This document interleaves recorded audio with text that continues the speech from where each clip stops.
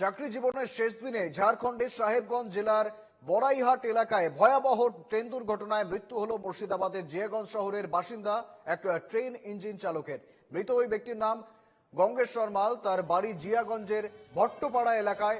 ঘটনায় মৃত্যু হয় আরও এক চালকের, তার নাম অম্বুজ মাহাতো। ঘটনায় মৃত গঙ্গেশ্বর মালের এলাকায় শোকের ছায়া নেমে এসেছে। ইতিমধ্যেই মৃত ব্যক্তির দেহ আনার জন্য ঝাড়খণ্ডের উদ্দেশ্যে রওনা হয়েছেন গঙ্গেশ্বর মালের পরিবারের সদস্যরা। সূত্রের খবর, মঙ্গলবার সকাল 3:30 নাগাদ গোড্ডা জেলার লালমাটি এলাকা থেকে একটি কয়লা বোঝাই ট্রেন ফারাক্কা এনটিপিসির উদ্দেশ্যে আসছিল। ঝাড়খণ্ডের বড়াইহাট এলাকায় লুপ লাইনে দাঁড়িয়ে থাকা একটি খালি মালগাড়ির ইঞ্জিনের সঙ্গে মুখোমুখি সংঘর্ষ হয় ওই মালগাড়িটির।